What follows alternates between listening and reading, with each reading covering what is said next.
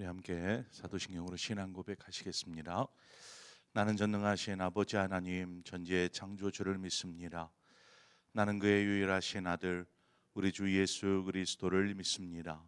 그는 성령으로 잉태되어 동정녀 마리아에게서 나시고 본디오 빌라도에게 고난을 받아 십자가에 못 박혀 죽으시고 장사된 지 사흘 만에 죽은 자 가운데서 다시 살아나셨으며 하늘에 오르시어 전능하신 아버지 하나님 우편에 앉아 계시다가 거기로부터 살아있는 자와 죽은 자를 심판하러 오십니다.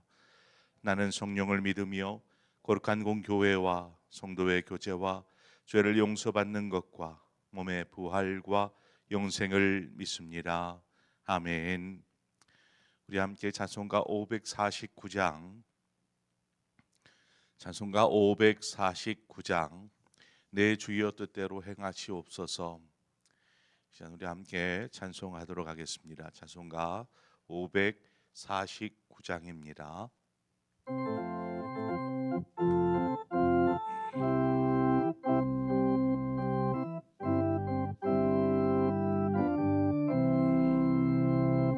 내 주여 뜻대로 행하시옵소서. 온 몸과 영혼을 다 주께 드리니 이 세상 고락한 주인도 하시고 날 주관하셔서 뜻대로 하소서. 내 주여 뜻대로 행하시옵소서. 큰 근심 중에도 낙심케 마소서. 주님도 때로는 울기도 하셨네. 날 주관하셔서 뜻대로 하소서. 내 주여 뜻대로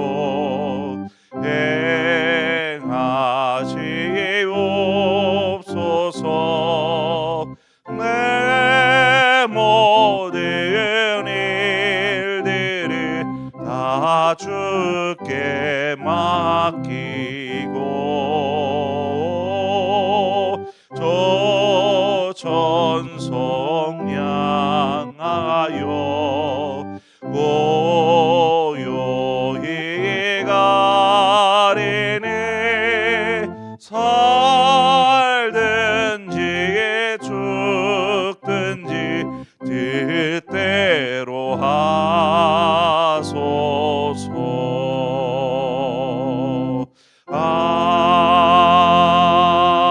아멘.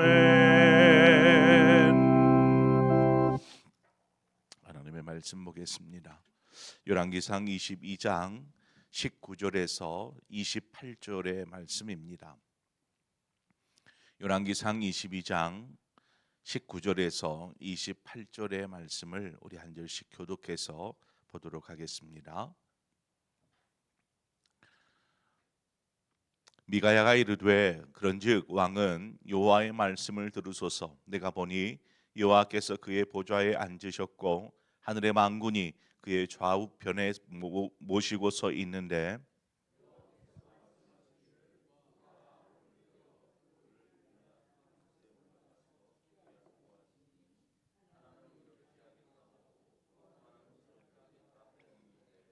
한 영이 나와 여호와 앞에 서서 말하되 내가 그를 꾀겠나이다.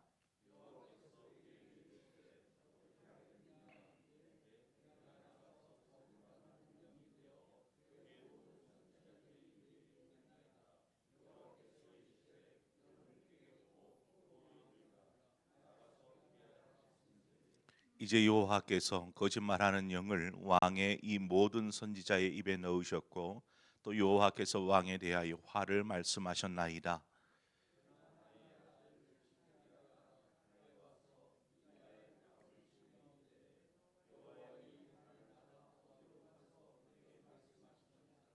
미가야가 이르되 내가 골방에 들어가서 숨는 그날에 보리라.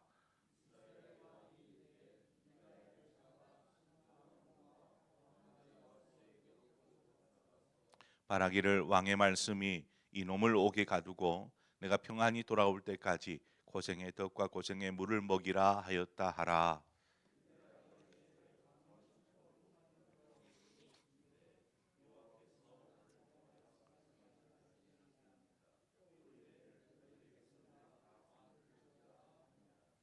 아멘. 미가야 선지자와 아합의 이야기가 계속 이어지는 가운데 미가야 선지자가 아합에게 그의 죽음에 대해서 이야기를 꺼냅니다. 먼저 그 얘기를 꺼내기에 앞서 천상의 이야기, 천상에서 이루어지는 이야기를 지금 오늘 본문에 기록되어져 있죠. 하나님 만군의 여호와 하나님께서 그 보좌에 앉아 계시고 그 주변에 이제 하나님의 사람들이 있는 것입니다. 천사들이 있는 것이죠. 그래서 그 보좌 우편에 앉은 이들로 하여금 하나님께서 어떻게 이 아합을 심판할 것인가를 이야기합니다. 길르앗 라모 이곳을 되찾기 위한 지금 아람과 전쟁을 치러야 하는 이 상황은 하나님께서 아합을 향해 심판하시기 위함이다라는 것을 말하고 있습니다. 미가야는 400명의 선지자들의 이야기, 전쟁에 나아가소서 그러면 승리할 것입니다 하는 이 이야기는 결국 아합을 이 전쟁에 끌어들이기 위한 속임수에 지나지 않다라는 것을 말하고 있죠. 거짓말하는 영이 이 선지자들의 입을 통해서 전쟁에 나가며 승리할 수 있다 하는 말로 아합의 마음을 꿰고 있다는 것입니다. 자, 그러면 이 수많은 선지자들이 한 입으로 전쟁에 참여하십시오. 그러면 승리합니다라고 외치고 있고 혼자 미가야 선지자 혼자 그 전쟁에 참여하면 당신은 분명하게 죽을 것입니다 하면서 전쟁에 반대하고 있는 상황입니다.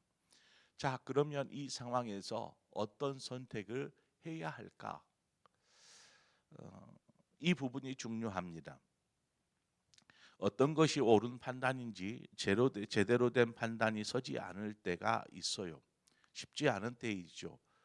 이 많은 선지자들이 말하는 다수결의 원칙을 따라 400명이나 되는 선지자들이 가도 된다, 승리한다라고 말하는데 한 사람 미가야 선지자의 말을 쫓을 것인가? 400명의 사람들의 말을 쫓을 것인가? 이 혼란스러운 분간하기 어려운 상황입니다. 만약에 우리의 삶 가운데 이런 상황을 만나게 되는 경우, 아니 뭔가를 하려고 하는데 이쪽에서는 하지 마라, 이쪽에서는 그래 해도 된다, 해보자, 이렇게 얘기를 할 때에 이런 상황에서 어떤 선택을 할 것인가? 참 우리도 어떤 것이 옳은 판단이 쉽지가 않을 것입니다. 이렇게 스스로 우리에게 판단이 서지 않는 일이 있을 그때 우리는 어떻게 해야 할까? 이런 상황이 되면 어떻게 해야 될까? 이런 상황이 되면 자신이 스스로 어떤 이야기를 듣고 어느 판단이 옳다라는 이러한 판단이 서지 않으면 멈춰야 합니다. 어느 것이 하나님의 뜻인지 제대로 분간할 수 없을 때 우리는 일을 멈춰야 합니다. 멈춘다라는 것은 참 대단한 용기를 필요로 합니다. 불확실한 유리에 우리가 뛰어들어서는 안 됩니다. 멈춰서 뭘 하느냐? 다시금 하나님의 말씀을 듣는 것이죠. 하나님이 이 일에 대해서 뭐라고 하시는지 귀를 기울이는 것입니다. 성급히 그냥 뛰어들어서는 안 되는 것이죠. 우리는 자신이 하고자 하는 일이 생기면 어떤 일을 계획하고 또 준비합니다. 뭐 일을 해야 되기 때문이죠. 그래서 이미 자신 스스로 그 일을 행할 준비와 계획들을 다 세워놓고 나서 나중에 돼서야 마지막에 이제 결제 서류를 이렇게 들고 하나님께 가져가죠. 하나님, 결제해 주세요. 마지막 최종 사인을 하나님 앞에 부탁하는 것입니다. 어떤 문제가 생기냐면 만약 이때에 하나님께서 노 하시면 결제해 주시지 않으면 어떻게 될까요? 그러면 지금까지 자신이 이 일을 이렇게 해서 이렇게 준비하고 계획하고 이미 다 머릿속에 해놓았던 일에 대해서 하나님께서 이렇게 오케이를 해주시지 않은 것입니다. 그러면 그 준비한 것들을 쉽게 중단할 수 있겠습니까?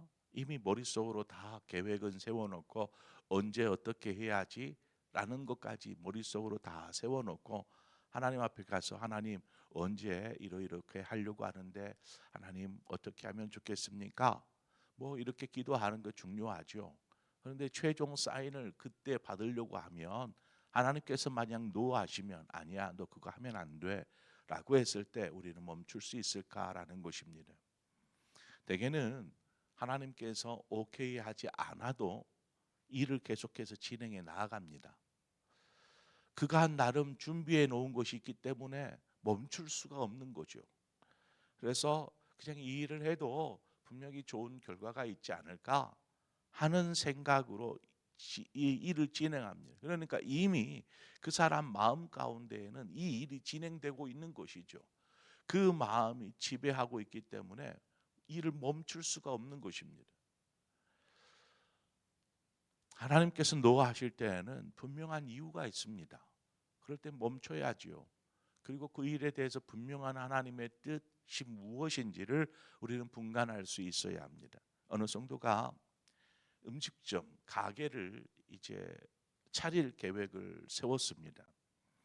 그래서 음식점을 이제 차릴 계획을 가지고 준비를 하다가 어디에다가 가게를 세우면 잘 될까 해서 부동산을 수소문했고 사람들이 많이 통행할 수 있는 곳에 좋은 길목에 이제 좋은 자리가 있어서 그곳을 이제 가게를 차리면 좋겠다 하는 마음을 먹었습니다.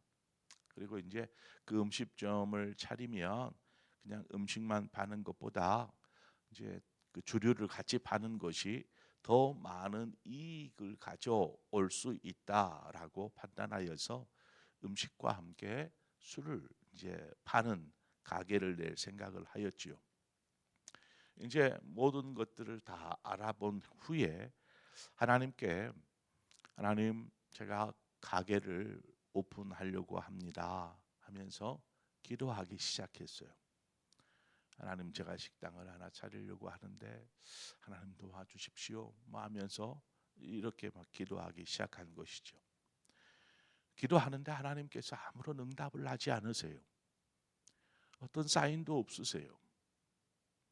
그러자 이제 기도의 내용이 바뀌기 시작합니다.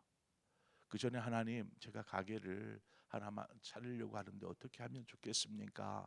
라고 기도하던 사람이 하나님께서 아무런 말씀을 하시자 어떻게 기도의 내용이 바뀌냐면 하나님 이제 가게를 차릴 텐데 잘 되게 도와주십시오. 잘 되게 축복해 주십시오. 라고 기도의 내용이 바뀌는 거예요. 때가 되어서 가게를 오픈했고 이제 그러자 처음에 사람들이 많이 이 가게에 와서 이제 뭐 하다 보니까 가게가 잘 되었어요. 가게가 주말이 되면은 이제 손님이 더 많아지잖아요. 주중보다는 주말이 되면 그래서 주말이 되면 손님이 많아져 가지고 이제 늦게까지 장사를 해야 되는 거예요. 그냥 음식만 팔면 저녁 때까지만 하면 되는데 이제 술을 팔다 보니까 술 먹는 손님들이 늦게까지 막 먹고 하잖아요. 그러다 보니까 늦은 시간까지 이 손님들이 남아서 밥을 먹고 술을 먹고 하다 보니까 가게를 닫는 시간이 거의 새벽이 다 되어서야 가게를 닫고 집으로 들어가는 거예요. 주일날 아침이 되어서 일어나야 되는데 몸이 말을 듣지를 않아요. 몸이 피곤하니까, 힘이 드니까. 그래서 한두 번 교회를 빠지다 보니까 어느 순간부터인가 그냥 주일에 교회에 가지 못하는 날이 훨씬 더 많아지는 것이죠. 훨씬 더 많아지는 것입니다. 결국에 가게는 분명히 잘 되는데 자신의 신앙은 그냥 밑바닥을 치게 된 것이죠. 그렇게 이제 어느 정도 가게가 유지되다가 갑작스레 뭐가 찾아옵니까? 위기가 찾아옵니다. 코로나가 발생을 하였고 사람들이 코로나가 되니까 가게를 오지 않아요. 가게를 몇몇이 모이면 안 되니까 아예 가게를 올 생각을 하지 않아요. 점점 이제 버틴다 하는데 어느 순간부터 이제 수입이 마이너스로 돌아가는 거예요. 마이너스로. 그전엔 사람이 많이 와서 잘 된다 싶었는데 이제는 수입이 마이너스로 돌아간 후에는 버티다가 이제 그 코로나 기간이 오래됐잖아요. 오래되다 보니까 버티다가 결국 가게를 접었어요. 이 사람에게 남은 것은 이 가게 때문에 생긴 빚과 이 실패로 인한 낙심 그리고 그 밑바닥을 쳐버린 신앙만이 이 사람에게 남은 거예요. 어디서부터 일이 잘못된 것일까요? 어디서부터? 자, 이 이야기는 지금 아합의 이야기와 별반 다르지 않습니다. 아합의 이야기와. 만약 미가야 선지자가 전하는 말, 이 말을 하나님이 지금 나에게 이 말씀을 하고 계시는구나. 이 전쟁은 내가 하나님의 심판 가운데 죽음을 맞이할 수 있는 전쟁이구나. 이렇게 하나님의 음성으로 미가야 선지자의 말을 들었다라면 이 전쟁은 취소해야만 했습니다. 그러면 이 전쟁은 중단합니다. 할 수 없습니다. 이렇게 이야기를 해야죠. 그러나 아합은 미가야의 말보다 거짓의 영에 사로잡힌 이 선지자들의 말을 더 신뢰하고 따릅니다. 그렇지, 가면 승리할 수 있을 거야 하는 기대함 속에 거짓 선자들 가운데 한 사람인 시드기야가 하나님의 심판 가운데 당신은 이 전쟁에서 죽음을 맞이할 겁니다 라고 얘기하는 그 얘기, 저 사람들, 저 선지자들이 이야기하는 모든 것은 하나님께서 거짓의 영을 저들에게 부으시고 저들의 입술로 거짓을 통해서 당신을 꾀하려고 하는 것입니다. 이런 말을 들으니까 이 거짓 선지자 중에 한 사람이 시드기야가 그냥 그 미가야 선지자의 뺨을 칩니다. 그러면서 하나님께서 자신에게 영으로 임하셔서 말씀하셨다 하면서 뺨을 치는 거예요. 아합은 그러한 모습들, 그러한 상황을 다 지켜보면서 결국에 미가야 선지자를 붙잡아서 옥에 가둬버리죠. 옥에서 네가 한번 고생의 떡과 고생의 물을 먹어보아라 하면서 내가 평안히 올 때, 즉 자신의 계획을 아합이 생각한 이 전쟁에 대해서 축복해 하거나 좋은 말을 하지 않았다라는 이유로 지금 미가야 선지자를 옥에 가둬버린 것입니다. 거짓의 영에 사로잡히면 자신이 계획한 일이 잘못되리라는 생각을 전혀 하지 못합니다. 27절 중반에 내가 평안히 돌아올 때까지라고 얘기되어 있어요. 아합이 미가야 선지자에게 내가 평안히 돌아올 때까지. 이 말은 무슨 말입니까? 아합이 이 전쟁에 참여해서 승리하고 돌아올 것이다라는 자신 나름의 생각을 갖고 있는 거예요. 내가 평안히 돌아올 때까지. 하나님 어떻게 해요? 이 전쟁 중에 아합을 죽이길 심판하시려고 하는데 자신이 평안히 돌아올 수 있다라는 그런 생각을 하는 거예요.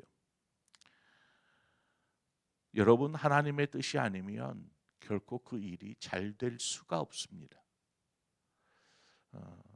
앞서 가게를 오픈한 성도와 같이 처음에는 잘 되는 것처럼 보일지라도 결국은 아무것도 남지 않고 그저 신앙마저도 다 잃어버릴 뿐이다라는 것이죠.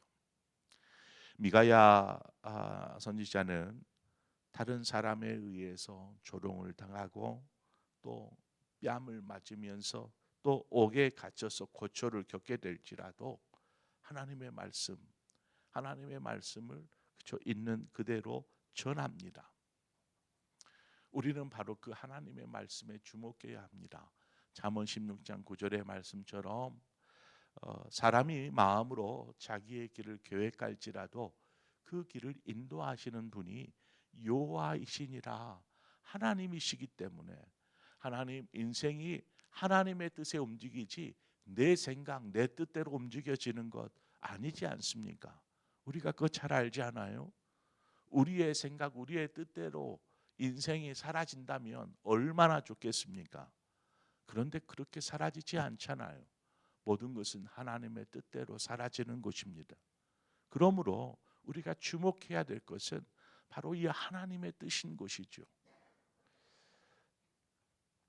하나님께 우리의 삶을 맡겨야 합니다.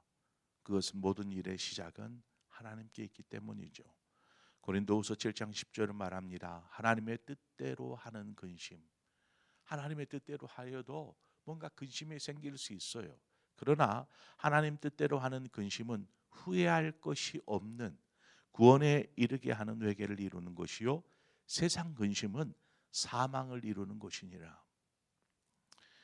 자신의 생각대로 사는 사람이 아니라 하나님의 뜻대로, 하나님 앞에 기도할 때에도 그저 결제서류 갖다 놓고 하나님 오케이 해 주십시오가 아니라 하나님 제가 어떻게 하면 좋겠습니까?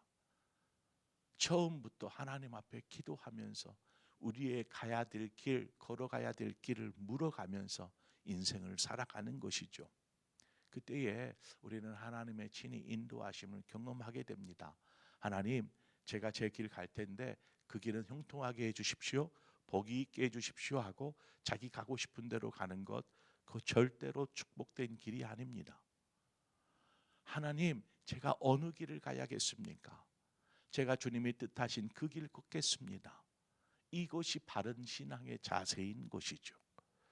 우리 모두가 하나님의 인도하심을 받고 그 뜻대로 내 주여 뜻대로 행하시옵소서. 이 찬송의 고백처럼 하나님이 인도하심을 따라 나아갈 때에 그 길이 참된 생명이 있는 길이요 그 길이 곧 축복의 길이다라는 사실을 우리가 기억하면서 주와 함께 걷는 우리의 삶이 되어지기를 축원합니다. 기도하겠습니다.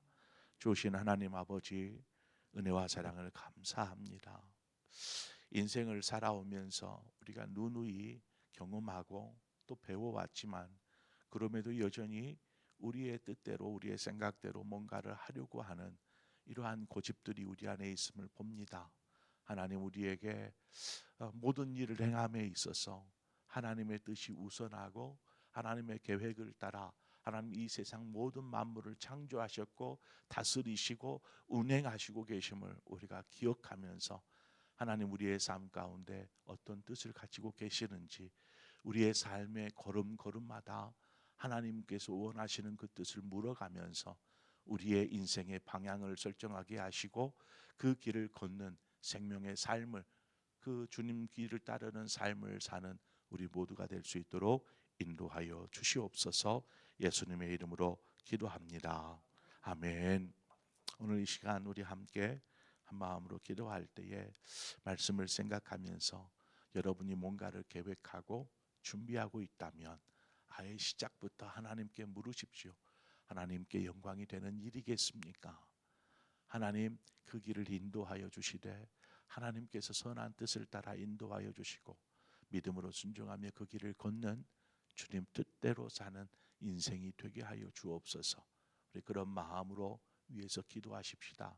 특히나 자식들이나 가까운 사람들이 하는 일은 우리가 기도할 때 하나님 축복해 주십시오, 잘되게 해 주십시오, 이렇게 기도하는 경우가 많은데 하나님 그 길이 옳은 길인지 먼저 하나님께 물으십시오.